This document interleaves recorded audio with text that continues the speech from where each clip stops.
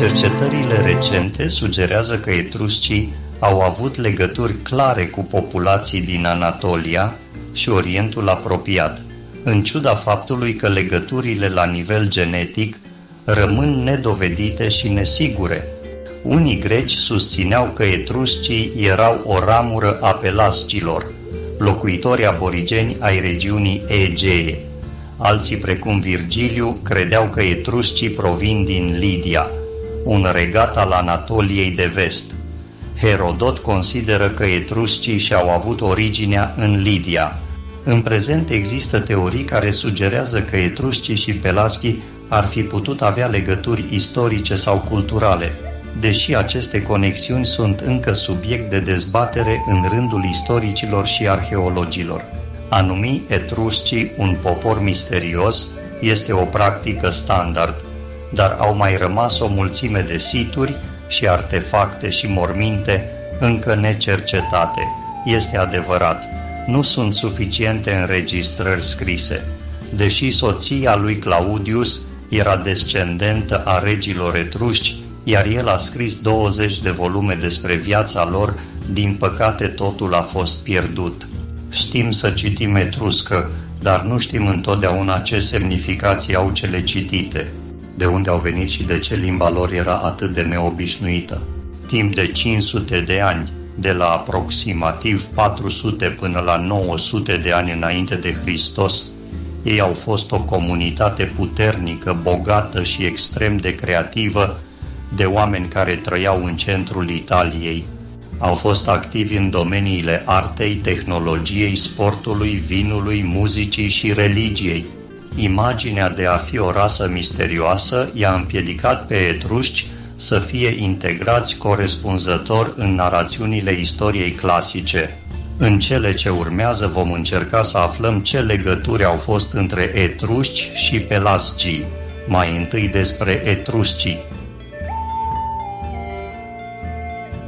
Etruscii, un popor de limbă neindo-europeană, au locuit regiunea din Italia, numită Etruria, cuprinzând Toscana, regiunea de nord a Latiumului și părți din Umbria, începând cu anul 1000 înainte de Hristos și până în secolul I după Hristos, înaintea întemeierii Republicii Romane. Distins prin limbajul său unic, această civilizație a rezistat înainte de cele mai timpurii inscripții etrusce până la asimilarea sa în Republica Romană, începând cu sfârșitul secolului IV înaintea erei noastre, când au avut loc războaiele romano-etrusce. Originea etruscilor a stârnit numeroase controverse, cuvântul etrusc provenind din trușci, etruri sau etrușci, după cum îi numeau romanii, și tirsanoi în limba elină. Endonimul etruscilor era Razenna sau Razna. Originea lor disputată poate fi împărțită aproximativ în 4 teorii. Prima teorie, bazată pe scrierile lui Herodot, în lucrarea Istorii, susține că etruscii erau lidieni care au emigrat din Anatolia, actuala Turcie. El menționează că acest lucru s-a întâmplat în zilele lui Atis, fiul lui Manes. A doua teorie, bazată pe scrierile lui Dionisie din Halicarnas de la sfârșitul secolului, susține că etruscii erau indigeni și trăiseră întotdeauna în Italia. A treia teorie, bazată parțial pe istoricul roman Livii, susține că etruscii erau imigranți care veniseră din nord prin Apeninii. O a patra teorie îi vedea pe etruști drept pelasgii, descendenții unui popor despre care grecii credeau că locuise țara Hellas înainte de propria lor sosire, o teorie menționată de Dionisie din Halicarnas. Massimo Palotino susține în 1975 că toate aceste teorii conțin un oarecare adevăr.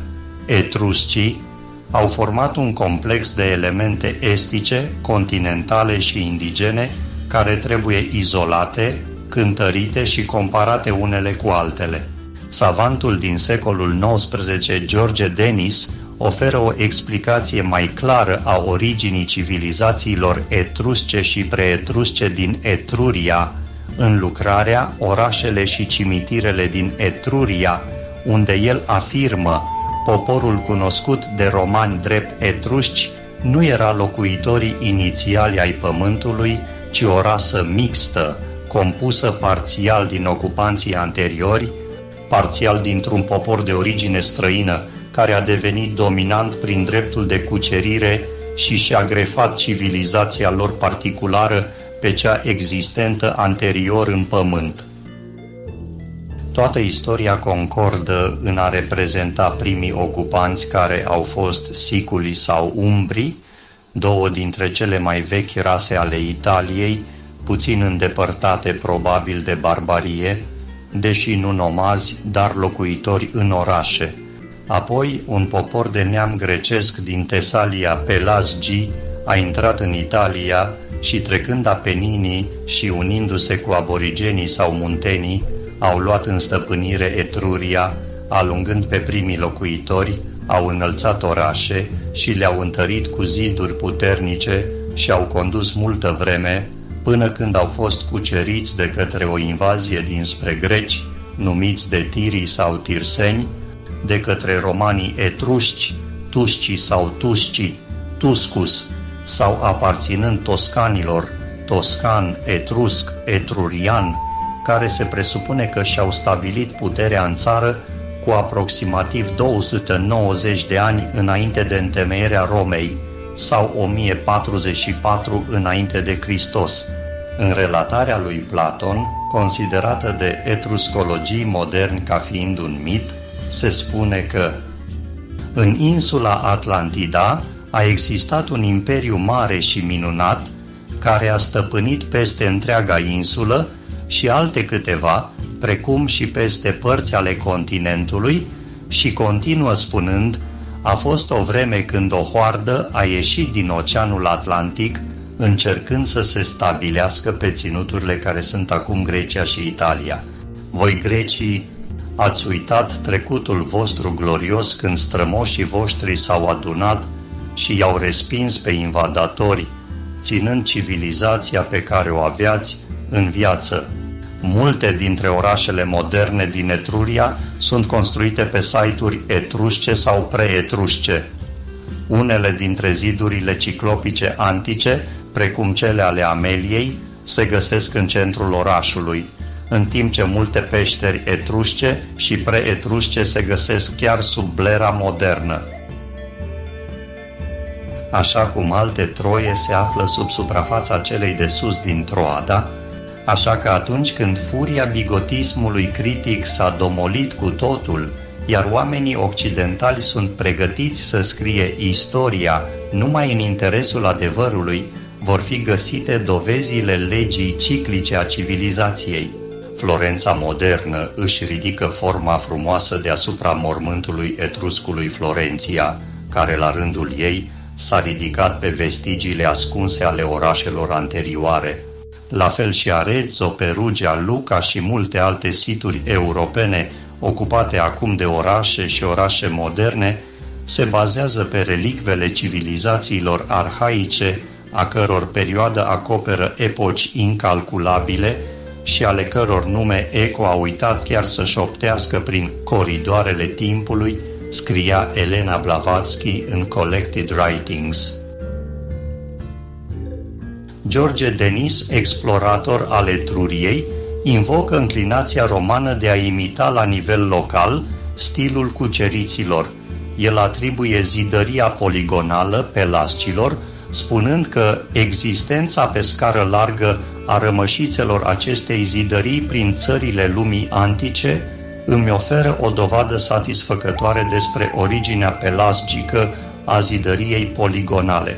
Clădirile romane de la Cosa prezintă un stil foarte diferit, fiind construite cu pietre mici folosind ciment. Etruscii foloseau un stil diferit de ziduri, cunoscut sub numele de emplecton. Zidăria poligonală mare se găsește în multe locuri din Italia, iar deasupra multora dintre aceste ziduri antice găsim construcții romane cu cărămizi mici cimentate. Zidurile ciclopice se găsesc și în toată Grecia, în special în Peloponez, în Peru și chiar în Australia. Problema zidăriei pelasgice, între ghilimele, este că nu se limitează la Italia, ci poate fi găsită în toată lumea, chiar și în locuri precum Noua Zeelandă. Poate fi o tehnologie preluată și pe alte continente. Centrul etruscilor a fost Toscana, unde etruscii s-au dezvoltat ca agricultori, viticultori și ca artizani ai unei ceramici deosebite. Etruscii au fost considerați mai avansați tehnologic față de vecinii lor, chiar și decât romanii, minele de plumb, cositor, fier și cupru, furnizând materia primă pentru o metalurgie în care etruscii excelau. Au fost timp de secole principalii furnizori de obiecte de fier în zona Mediteranei, export către Grecia, Fenicia, Cartagina. Limba etruscă nu făcea parte din limbile indo-europene și nu s-a putut identifica o înrudire clară cu o altă limbă și a fost parțial descifrată. Are variante și reprezentanți în inscripțiile de pe lemnos în Marea Egee, dar acestea ar fi putut fi create de călători sau de coloniști etruști în perioada înainte ca Roma să distrugă puterea politică și militară etruscă. Etrusca era înrudită cu raetica, o limbă vorbită cândva în Alpi, și de asemenea cu lemnia, vorbită cândva pe insula Lemnos. De asemenea era posibil legat de camunic, o limbă vorbită cândva în nord-vestul Italiei. Un nou studiu realizat de o echipă de cercetători din Germania, Italia, SUA, Danemarca și Marea Britanie aruncă lumină asupra originii și moștenirii enigmaticilor etruști cu date la nivelul genomului de la 82 de indivizi antici din centrul și sudul Italiei, între 800 înainte de Hristos și 1000 după Hristos. Rezultatele lor arată că etruscii erau strâns legați de vecinii lor italici și au suferit transformări genetice majore asociate cu evenimentele istorice. Deși actualul consens în rândul arheologilor susține o origine locală și nu anatoliană, lipsa ADN-ului antic din regiune a făcut ca investigațiile genetice să fie inconsistente. De fapt, etruscii au împărtășit profilul genetic al latinilor care trăiesc în Roma, din apropiere, o mare parte din profilurile lor genetice, provenind din strămoși înrudiți cu stepa, care au ajuns în regiune în timpul epocii bronzului. Acest lucru vine în contradicție cu cele știute, și anume că grupurile legate de stepă au fost probabil responsabile pentru răspândirea limbilor indo-europene, în timp ce etrusca este non-indo-europeană, fapt ce necesită investigații arheologice, istorice, lingvistice și genetice suplimentare. Studiile constată că în timpul perioadei imperiale romane ulterioare, Italia centrală a trecut printr-o schimbare genetică la scară largă, rezultată din amestecul cu populațiile din estul Mediteranei, care au inclus probabil sclavi și soldați mutați în Imperiul Roman. Sursele grecești vorbesc despre dominația mărilor de est și apus de către pirații etrusci. Etruscii au stabilit colonii în Corsica, Sardinia, insulele Baleare și poate chiar în Spania.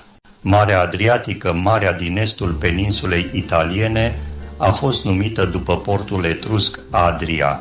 Marea de la vest de peninsula a fost numită Marea Tireniană după Tirenus, un presupus fondator al etruscilor din Lidia din vestul Anatoliei.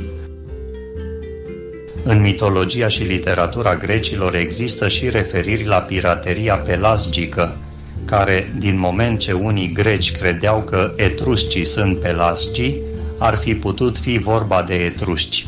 Tucidide îi menționează împreună cu pelasgii și îi asociază cu pirații lemnieni și cu populația pregreacă din Atica. Lemnos a rămas relativ liber de influența greacă până în epoca elenistică, iar stela Lemnos din secolul IV înainte de Hristos este înscrisă cu o limbă foarte asemănătoare cu etrusca. Acest lucru a condus la postularea unui grup de limbi tirenice care cuprinde etruscă, lemnică și retică. Există astfel dovezi lingvistice ale unei relații între lemnieni și etrusci. Unii savanți atribuie această legătură expansiunii etrusce între secolele 8, plasând patria etruscilor în Italia, și alpii, în special datorită relației lor cu populația raetică alpină, zona Austriei actuale. Adepții acestei din urmă școli de gândire indică legenda originii lidiene a etruscilor, la care face referire Herodot, și declarația lui Titus Livius, conform căreia reeții erau etrusci împinși în munți de invadatorii gali. Am văzut cine au fost etruscii, acum să vedem cine sunt pelasgii și legătura acestora cu etruscii. Numele Pelasgoi apare pentru prima dată în poeziile lui Homer. Referința din Odiseea este dată și comentată pe pagina principală eteocretană. În Iliada ele sunt enumerate în catalogul navelor din cartea a doua. După ce a enumerat diferite orașe elespontine, poemul continuă. Hipotoos a condus triburile de pelasgi luptători cu sulițe, ei care locuiau în Larisa cu pământul ei bogat. Conducătorii lor erau Hipotoos și Pilaios, descendentul lui Ares, cei doi fii ai lui Pelasgian Lethus, fiul lui Teumanos. După Pelagii sunt enumerați tracii. Găsim scriitori din secolul IV înaintea erei noastre care leagă Pelagii de etrusci. Astfel, găsim la istoricul Helanicos din Mitilene consemnarea conform căreia Pelagii din Tesalia au plecat în Italia, unde au luat mai întâi Crotona și apoi au întemeiat Tirenia, de unde se deduce că Pelagii erau strămoșii etruscilor. Într-un fragment dintr-o piesă dispărută, Inachos, Sofocles îl prezintă pe Inachos drept bătrânul din ținuturile Argos, dealurile Heran și printre Tirsenoi, Pelasgoi. Istoricul Thucydides, în History of the Peloponnesia, menționează mai multe așezări de pe promontoriul Acte, care sunt locuite de rase mixte barbare care vorbesc cele două limbi. Există în el un mic element halkidian, dar cel mai mare este pelasgian, aparținând Tirsenoiului și așezat cândva în Lemnos și Creston. Potrivit lui Herodot, Pelagii trăiseră cândva în Atica, dar fuseseră alungați după care s-au stabilit în Lemnos. Acest lucru este în concordanță cu Thucydides, care spune că Tirsenoi s-au stabilit cândva în Lemnos și Atena. O etimologie veche, bazată pe simpla asemănare a sunetelor, leagă Pelasgos de Pelargos, Barza, postulând că Pelagii erau migratori ca berzele, posibil din Arcadia, unde cuibăresc. Aristofan se ocupă și el de această etimologie în comedia sa Păsările. Herodot, în istoria scrisă în secolul V înaintea erei noastre, spune: Pelagii sunt atât de des întâlniți în diferite manuscrise grecești antice, încât practic nu ne îndoim că au trăit în Grecia. Cea mai răspândită teorie din antichitate a fost că Pelagii erau populația pregreacă din Balcanii de Sud și din insulele Ege. Primul val de migranți indo-europeni care au venit să se stabilească în Creta, insulele Ege și în Grecia continentală din Asia Mică, au fost Ahei, așa numitul primul val de migranți greci. Ei sunt cei care au creat minoicii în Creta și micenienii în civilizațiile Peloponezului. Atunci triburile dorice au invadat Grecia, dar au putut înțelege cu ușurință limba aheilor, iar în zilele noastre dorienii și aheii sunt considerați a fi doar cele două soiuri de populație grecească, cu particularități dialectale în limba lor comună. Dar limba pelasgică nu era înțeleasă de ahei. Herodot era însuși aheu, s-a născut în orașul ionic Halicarnas, dar a scris: putem concluziona că pelasgii vorbeau o limbă barbară. Chiar și acum cetățenii din Creston și Plachia vorbesc o altă limbă, diferită de cea a vecinilor lor. Asta înseamnă că Herodot nu a putut înțelege pelasgia și a considerat pelasgia ca limbă barbară împreună cu lidianul, fenicianul sau tracul. Pelasgii, care au trăit în Grecia înainte de venirea elenilor, obișnuiau să lupte cu noii veniți, dar evident că au fost zdrobiți și și-au pierdut pământurile.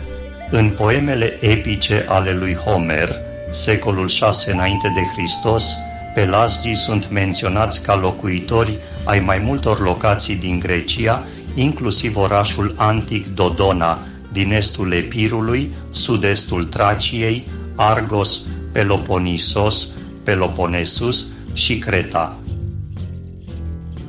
Pe insula numită Lemnos au fost găsite mici inscripții care dovedesc că pelasgii au trăit acolo în comunitatea lor izolată în secolele 7 și 6 înainte de Hristos. Dar ei nu sunt indo-europeni. Limba este complet necunoscută, iar unele cercetări chiar cred, în urma unor legende antice, că inscripțiile insulei Lemnos sunt apropiate de limba etruscă și retică. Euripid în Arhelaios spune că pelasgii au fost primii oameni care s-au stabilit pe insulele Lemnos și Imbros, apoi au locuit în Grecia și au mers parțial în Italia conduși de Tirsenos, strămoșul etruscilor.